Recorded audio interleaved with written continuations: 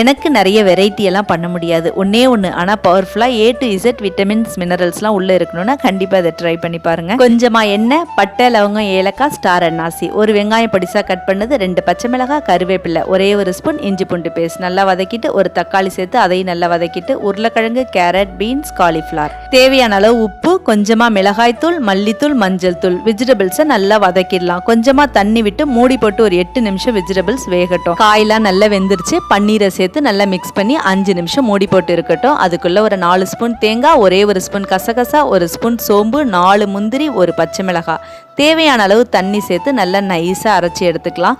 நல்ல வெஜிடபிள்ஸ்லாம் வெந்துருச்சு. அதோட இந்த அரைச்ச தேங்காய் விழுது கொஞ்சமாக தண்ணி சேர்த்து நல்லா மிக்ஸ் பண்ணிவிட்டு வெந்திருந்த உருளைக்கிழங்க 1-2 மசிச்சு விட்டுங்க, நல்லா டேஸ்ட்டாக இருக்கும். கொஞ்சமாக கொத்தமல்லி இலை, லெமன் ஜூஸ் போட்டிங்கன்னா குருமா ரெடி. சப்பாத்தி பூரியோட அட்டகாசமாக இருக்கும் இந்த குருமா. கண்டிப்பாக ட்ரை பண்ணி பார்த்துட்டு வந்து கமெண்ட் பண்ணுங்கள்.